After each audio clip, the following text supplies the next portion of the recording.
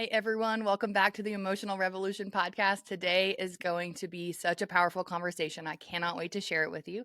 I have Ashley Ann, who is a creative alchemist and book strategist, and she helps aspiring authors turn their life experiences into powerful tools for transformation. So, Ashley, thank you so much for joining me today. Thank you. Thank you so much for having me. I'm so excited to see where our conversation takes us today. Yes, I think it's going to be so powerful. So, you already, just by introducing you, I can see so much that has to do with story. So, I'm just interested in your story. Like, what got Mm. you to this place? Like, why this? Why are you a book strategist? Why do you help people create their stories? What led you here? And you know what? It's the intention too behind your podcast has such a big part in the journey as well. And I'm just going to paint a super quick backstory in the sense that I was never this type of person that enjoyed being in conversation, even just kind of like one on one, doing a podcast or speaking or anything like that. I was terrified having to do like any sort of like presentation in school. I was mortified. I would turn bright red. I would be sweating. It was so uncomfortable for me. And I realized that a lot of that stemmed from simply just, you know, not being able to speak up for myself, not being so afraid to use my voice to speak my truth, and just really holding back a lot of emotions. And that really just stemmed a lot from like my relationship with my father. And so that was such a pivotal moment for us to be able to heal our relationship and actually be able to allow myself to go through literally all the emotions of like grief and anger and bitterness to land in a spot of this sounds kind of cheesy, but like to land in a spot of being able to love again, specifically him, and bring love back into our relationship. And that was such a pivotal moment for me in my life to be able to have this very raw conversation together and also just be able to forgive him and be able to just move on. And it was like in that moment, I mean, like almost not instantly, but it was like I was already given these opportunities to start public speaking. And then after this experience, it was like floodgates kind of open. And I was putting myself in public speaking competitions, even though I was still scared, but it was like part of me was just like, you got to do this. And the moment that I stepped on that first stage, it was like a homecoming. And it was like, wow, you have so much power in your voice and in your story. And then it was just kind of like this catalyst where one thing led to another, more speaking engagements, writing my own book. And it was all inspired from, all the healing that happened. And through that, my relationship with my dad, of course, navigating other different things, but it was such a pivotal moment for me. And when I was able to move through all of that, that's kind of what led me here. And the thing is, funny enough, like was never really about me and my book.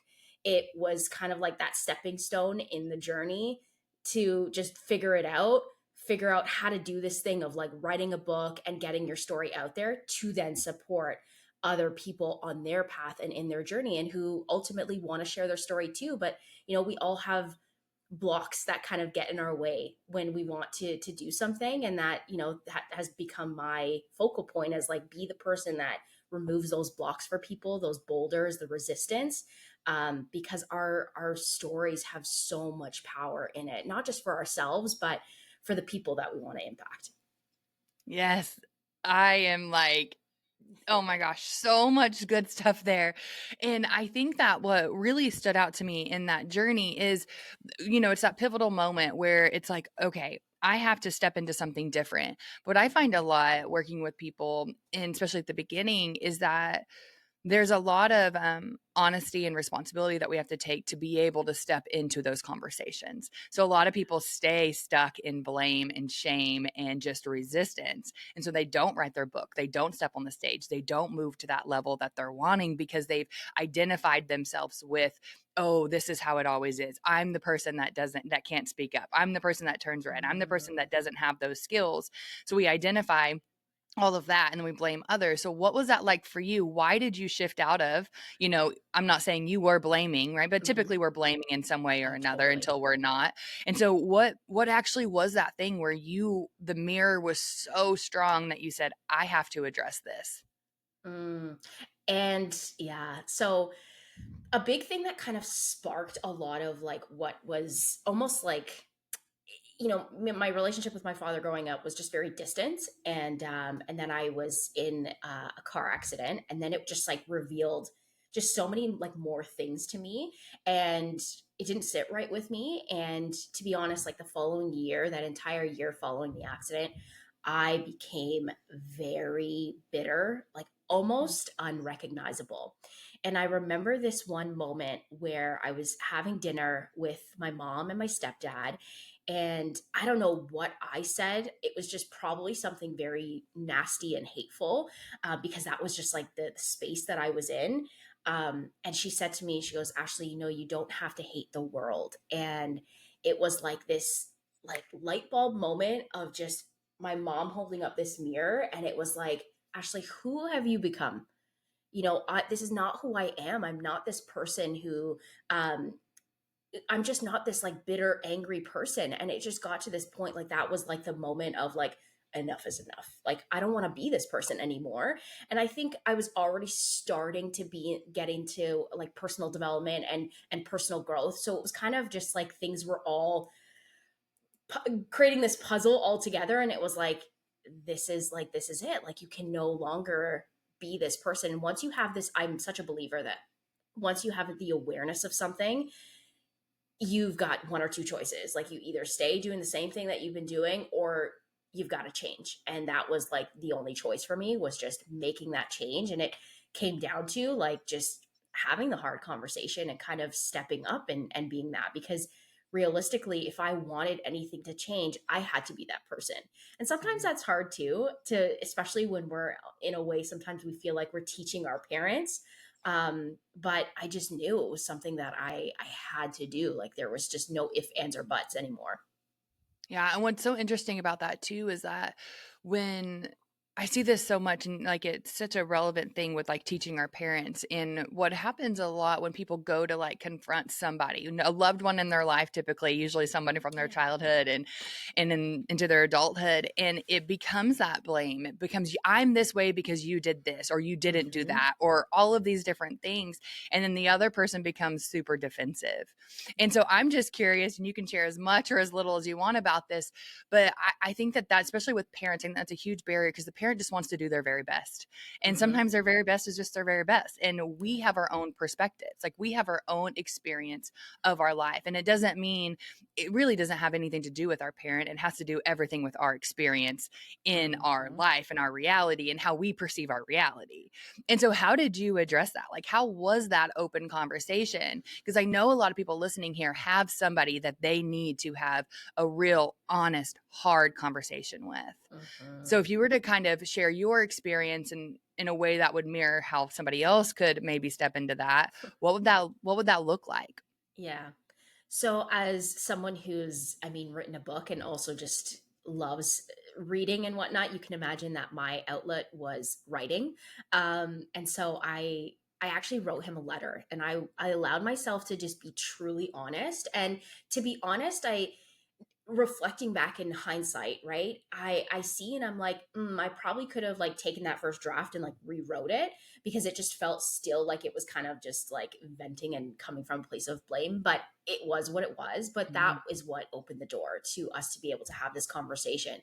I put it all in a letter, I gave it to him, and then we ended up having a conversation in person. And to be honest, I had no recollection of even what we had, like what was said face to face, because in that moment, I was ready. I was already in the space of like, I've forgiven you. I've forgiven myself, because that was also a big part of it. Like, I had to forgive myself for blaming myself and just becoming that victim and just seeing things from this victim mindset, because that is a big part of it, right? Like, our perception is something that really impacts us. And I just recently started a course in miracles, and this is literally like first time I've been doing this. I've heard so much about it. One of my best friends and I, we've been kind of chatting about it over the holidays, and oh my gosh, it's very confronting. It's very confronting, because I'm also just like in a space as well. Again, like, when we have these relationships, we're always going to have these moments, right? And just confronting in the sense of like how ultimately at the end of the day, it's how I make everything mean. And that is such a very difficult thing for our ego to Mhm.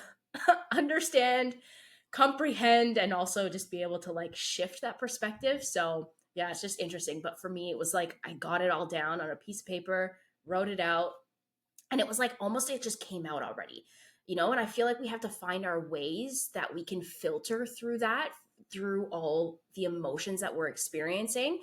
So whether it be like just throwing up a journal, this way you can actually come to the conversation with more of a clear head. And I think that's what, or I don't want to say clear head, but almost like a clear heart, because at the end of the day our Mhm. emotions are creating just like so much buildup in our body. And sometimes I feel like when we're in that very high emotional state, we say things we don't mean, and things aren't just, we can't necessarily comprehend everything that is even just being communicated to us. So I feel like that was my way of filtering through all of that, getting it out of my system, and then being able to come to the conversation with like just this like completely open heart. Yeah, that's so amazing. And how did you do that? Like, how did you go to the conversation with a clear heart? Because you said that you needed to forgive yourself. So a lot of people have a hard time in that aspect. Like, if we're just being really honest, like we don't like to Yeah. step into responsibility for what we were doing in our life or the responsibility we have for where we're at. So what was that like for you? How did you take that responsibility and begin to Mm. forgive yourself? Such a good question. What comes to mind right first and foremost is that I wasn't taking responsibility for the things that he had done, because facts are just facts. Like that was it. At the end of the day, I wasn't taking responsibility for that. I was taking my responsibility for how I reacted to things, some of the things that I said. Like that's what I can control. That's where I was in the wrong, regardless of what has happened to me. How we react to anything, how we respond, that's on us. That's where we have the opportunity to take responsibility. And so of course it's going to be a little confronting, but at the end of the day, I had to do that. I really had to look at like, wow, I've been playing the victim for so long, of just like, and it's created even more of a separation from the thing that I deeply desire, right? Like I desire this relationship with my father. I desire to have him in my life, but because I'm staying in this like complete loop of just like, well, he did this to me and this and this and this, I'm not getting what I desire. So I think that's really important, is to, at least for the starting point, is really taking responsibility for things that you've said, how you've reacted, how you've been maybe living, and the things that are just not serving you. And it's not, I think the underlying piece too is not to shame yourself and not to guilt yourself. And I know that might be difficult and hard, but um, we're also only doing the best that we can, and we learn. And as long as you are learning from things, then you can make that shift. Like I said, awareness is everything. You can do better the next time. It's not that it's kind of gone out the window. You can do better the next time. We're human, right? We're human. So just that piece around compassion for ourselves, and ultimately I think that shows that we can have compassion too for our parents, because like you said, right, they're doing the best that they can too with what they know and That's what through they their know. own Mhm. lens and through Yes. their experience. Yes, and so everyone's always doing that the best they can, even if we look at it from our perspective and we're like, "That's the best you can do?" Like, that was it? I know. But it's like, that's it. Like, they can people are only doing the best that they can, always with what they have, with where they're at, and I think that's a beautiful representation, and it's such a it really kind of sums up the body of work I do. So I have a method called the trigger response method. So it takes you Mm, from the trigger, the reaction that you have within you, all the way to your response. And everything that we're talking about right here is what is made up in that method, because if we don't do that, and we stay stuck in those reactive cycles. And so the personal responsibility, the honesty, all of that, the letting go, the understanding what we gain from it, from staying in those cycles of whatever pattern we're stepping into, right? yeah. Whatever that looks like. And I love that you really made it clear that you weren't taking responsibility for what your father did or didn't do, right? It's Hmm. that's what we have to do, because things happen to us. We are at times a victim to circumstance or somebody else's hand or behavior, but we don't have to remain that. That doesn't have to become our identity, right? We have a sense of control. Things do happen to us, but we have that control of how we step into it and through it. And that's where people get hung up. And then that's where Yeah. they don't like to step into what we're talking about here, is because they're like, no, this person did something to me. And it could have been a really bad thing that they did to them. I'm like, we're not dismissing that. I'm not dismissing that something really horrible happened to you. We're talking about what you can do now with it in your life. So Mm. after you worked in all of these different areas and you dug really deep, what did that transform for you in the external world, right? So you worked on your Mm. internal world. How did that impact how things were happening in the external? Yeah, so I think two things really stand out for me and how it really impacted me that moment was I recognized the kind of like I guess more on a spiritual lens. I think I recognized the depths in which I can love and the power of love. I know again, I don't want to sound cheesy or cliche, but I think that's what showed me through that experience through forgiving something where I think honestly even most like a lot of people around me were kind of like yeah but you can still kind of like hold him accountable for what he did and my belief was really like if I'm letting this go and if I'm like starting clean slate like we're going to move on. I'm not going to bring up the past when something happens again because we're human, right? Like things are not going to be perfect and he's lived the amount of years that he's lived doing the things that he's done. Not to say that he can't change, but we're a creature of habit, right? So that was a big thing for me. It's just like recognizing, like, wow, if I can love this person who created so much harm, I can do that to anyone in my life. I can bring that everywhere with me. And it kind of actually looked like that. Like going through that process, I then was doing that with like past relationships and just like clearing it and just being like, Mhm. I don't have to be stuck in these like emotions. I don't have to like carry these with me anymore. So that was kind of like one way, but the other way was because that was the moment that conversation with my dad felt like that very first time I was actually able to use my voice and communicate, which is wild to even think about because I was probably like 19 or 20ish, like in and around that time frame. So finally being able to communicate unleashed, it was like it completely unleashed me. Like Mhm. again, everything's in hindsight, but I truly believe that that had to happen in order for me to step into all of who I was meant to be, the person who is a storyteller, the person who does have something to say, the person who can help others get that out of them as well. It literally like cleared my throat chakra. Like it was so blocked. I would get so many sore throats all the time. And after that, it was like, oh my God, I'm floodgates. Hello, let's go. And so I was speaking, and then the book came out like a few years after that whole conversation and stuff with my dad. I released my book, I wrote my book, released it, and it was just kind of like, let's go. Like we are here, and we've kind of like literally gotten rid of that like boulder, the resistance that's showing up, and it was just allowing me to like be fully myself and to just authentically communicate and be self-expressed. Yeah. Did you find that those habits, those conditioned responses, continue to show up in some ways? It's not, I like to say, let me take a step back. I like to say that with awareness, the edges dissolve, right? So the edges Mm, dissolve. It's not as harsh. And so then eventually it just dissolves completely with awareness and action and changing yeah. the habits and changing the behaviors. And so did you find that some of those habits or responses or even thoughts or beliefs came up in the process of building your business and writing your book and being on Mm, stage? yeah.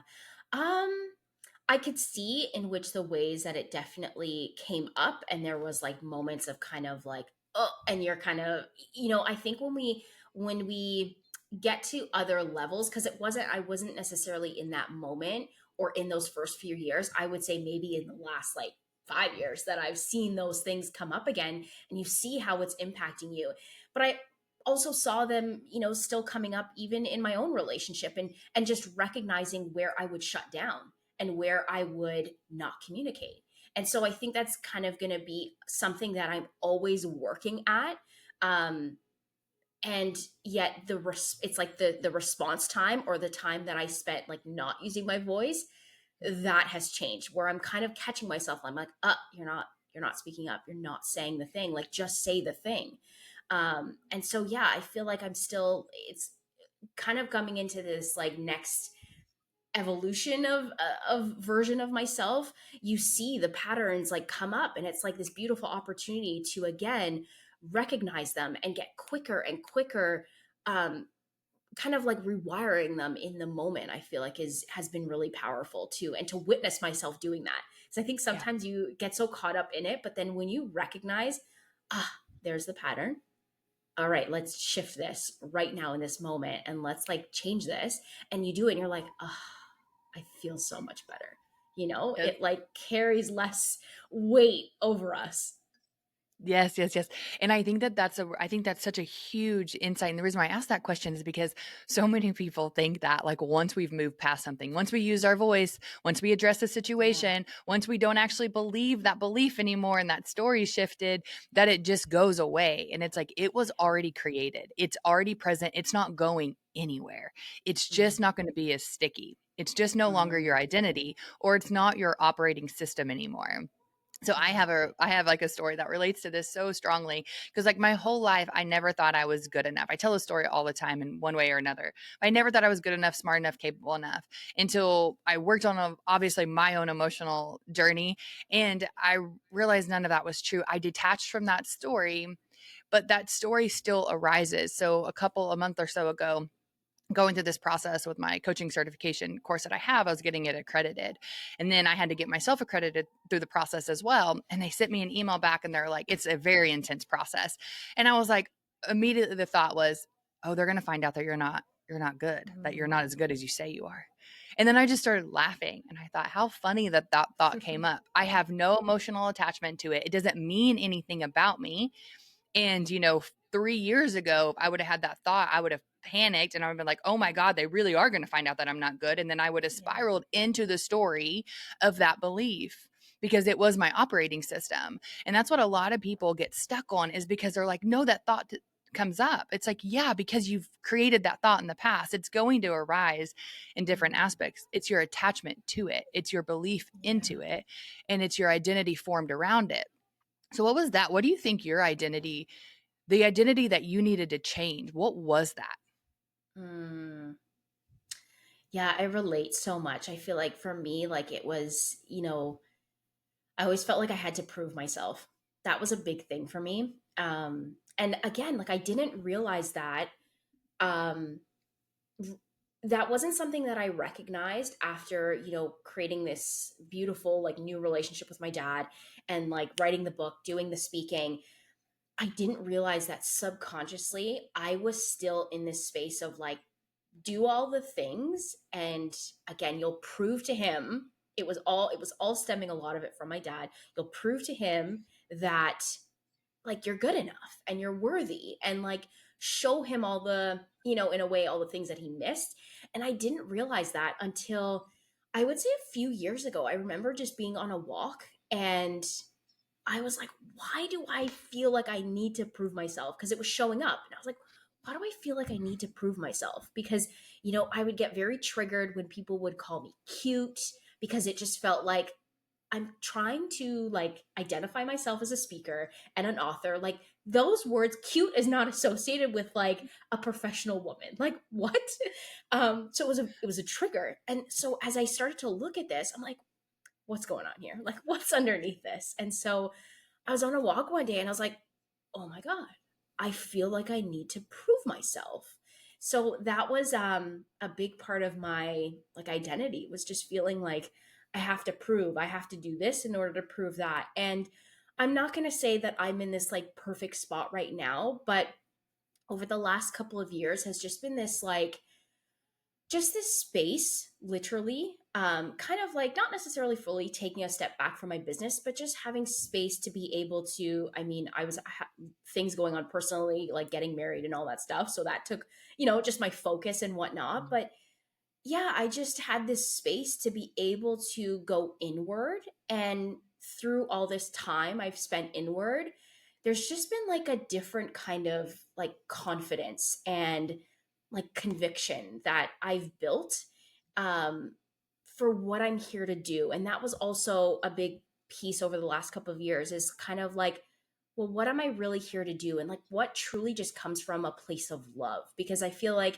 if I'm coming from this place of like true love for what I do, true like service, because that's where I started. And then it was like, I think when you start getting like, okay, numbers, and you got to start like, okay, you got to run a business, like you can't just keep helping people and not charge. Like you start bringing all these things, you're like, I think it's not easy. I don't want to say easy, but it's not uncommon to kind of lose your way on the whole service side of things, I feel like. But I feel like we have to constantly come back to that place of like, why did you start this in the first place? Like, what is this for you?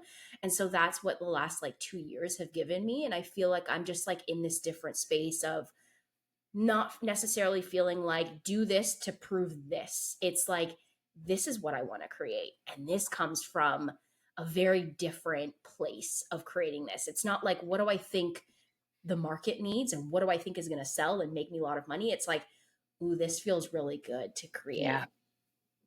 Yes, yes, Yeah. yes. And it's such a valuable thing. And so I like to discern between the two different types of victimhood that we have.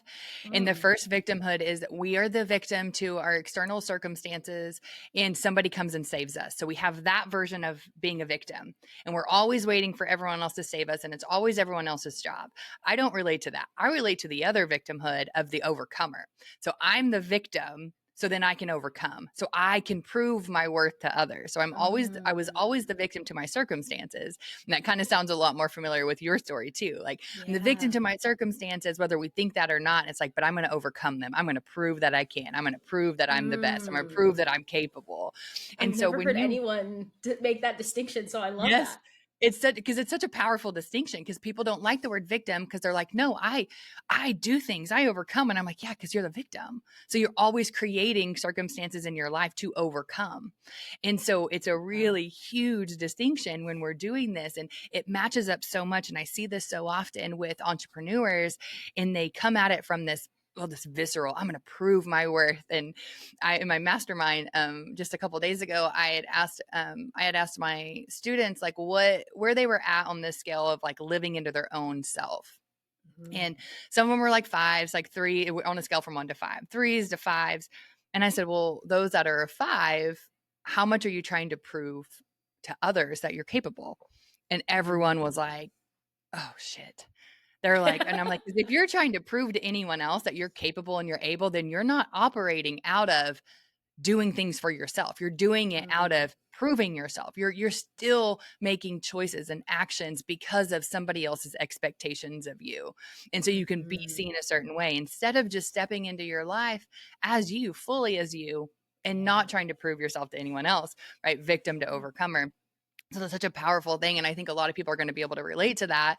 Your story of like, oh, and then I have to check myself too, like, cause it's my default of being the overcomer. Like I can do it, like I've got 4 kids, I've got all these different things going on, but I am running a successful business. I can do it. And so there's so many different aspects to it that we have to look through. And so for you, how did that translate with your business? Like, you talked about like it being a little difficult to kind of stay on the mission and to lean Mhm. into that and not just always lean into the financial side, which is also a really important side. We're not going to dismiss that, right? We do want Yeah. to get paid for our services and we want to teach people to do that as well. That's kind of like the whole point, right? To live your purpose and get paid well for it. Yeah. And so what was that like for you? How did you kind of work through that and find that balance between staying you but not leaning into maybe industry standards or industry expectations? Mm.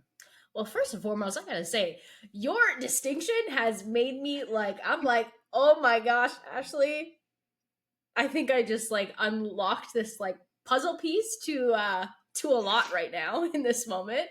Um of just like how you kind of like how I make things so hard.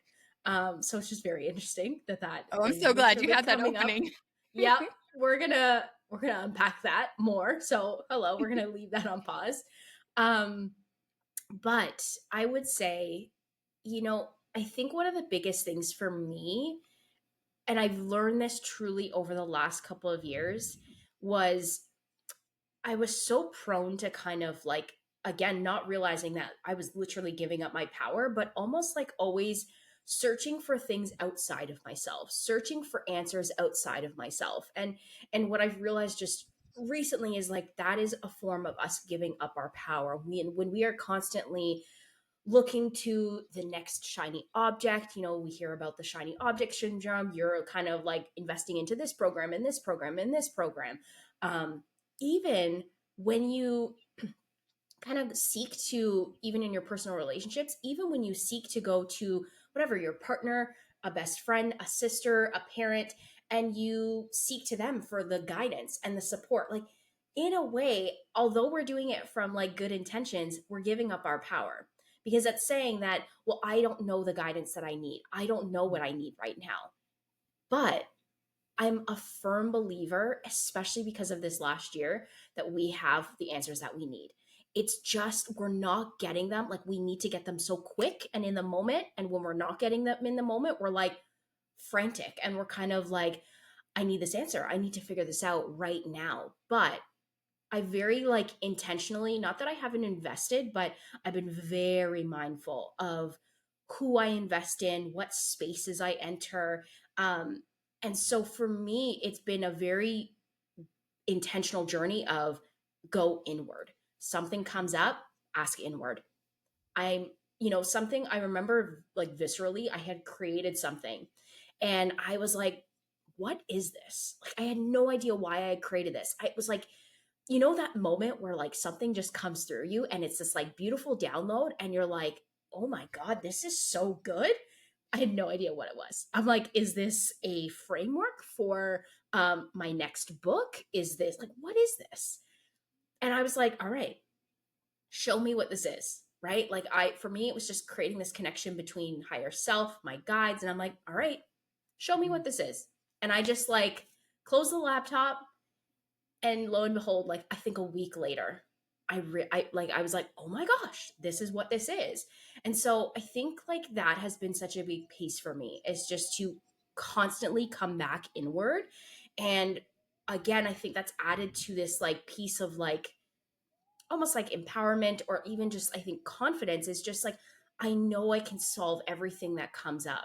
And I don't necessarily have to seek outward. And not that I'm not necessarily going to, but it's really powerful when you can look inward and pose the question to yourself and be able to come to the understanding or the solution, whatever that looks like. It's very empowering when you do that on your own. Again, it's not to take away from like the support that we need, especially from like mentors. It's just like, how can we, even as mentors, how can we shine that light for other people to do that work for themselves too? I have no Yeah. idea if they answered your question. No, yes, and that really brings up such a amazing point, because we are in such a industry where it is constantly somebody else has the answers for you. And that's why I Yeah. think when you have really good coaches and you have coaches who do it really well, they're not Yeah. telling you your answers. They are creating a container for you to unlock your own answers. And that's Yes. really powerful. And so whenever we step into these containers where somebody is claiming to know something that you don't know, that's when we run the other direction. And that's Mm, when it is like, it's like guru syndrome of like, this person has yeah. what I want, so I'm going to do everything they do. It's like, that's never going to work because you're not them.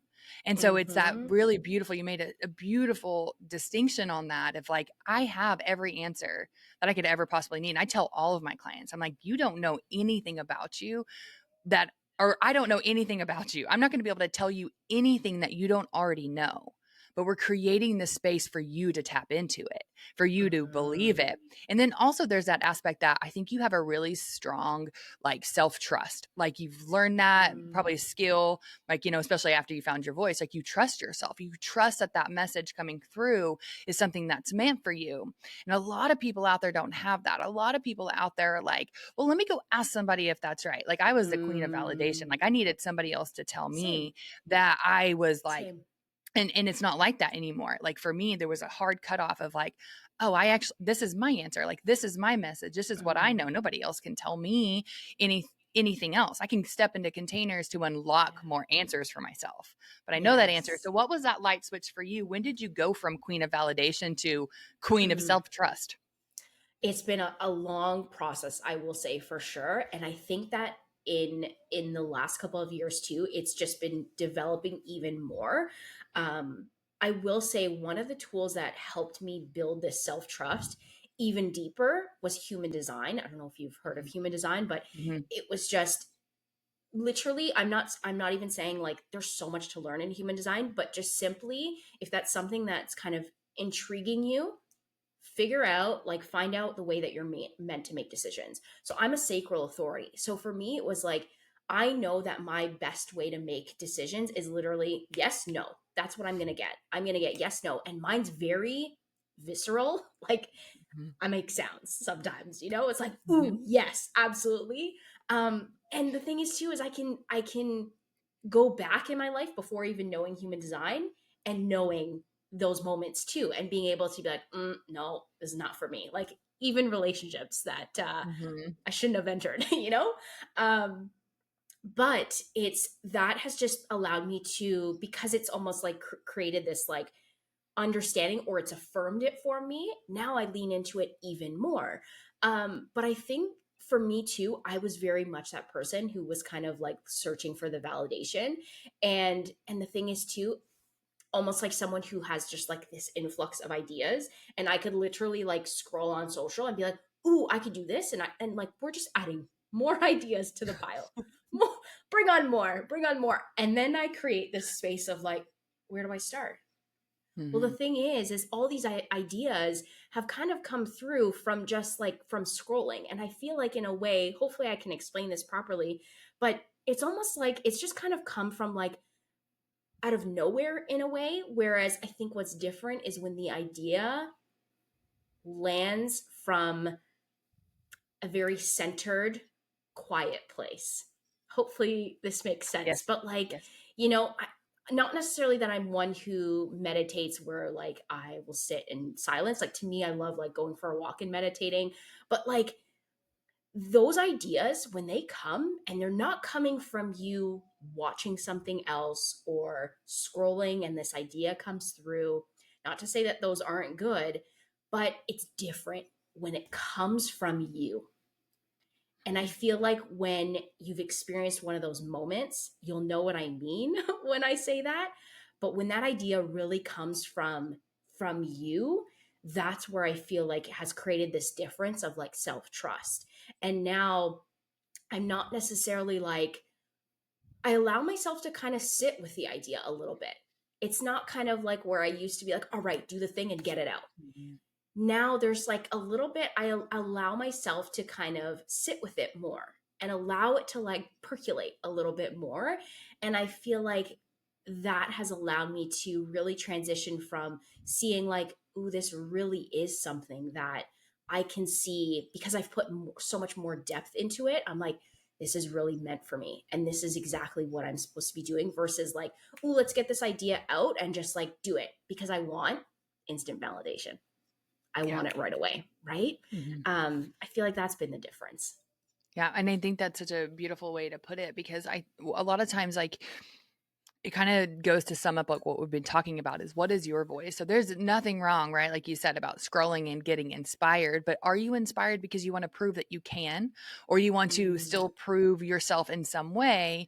Or is that inspiration coming from a place of, oh, that was the thing I needed to see to spark the mm, inspiration within me? And when we yeah. look at it differently and we understand the texture and the place that it's originated, and it's not coming from a place of fear or lack, or like if I don't do this then I'm not going to be successful like them, that, and if it's not that, if it's like, oh, this is fun, like, oh, this is, Mm, wow, that really populates something within me, and oh, I can feel that excitement on it, then that's another way we can hear that our voice too, because the world is always, I'm the same way with meditation, like the world is my meditation is what I like to yeah. say.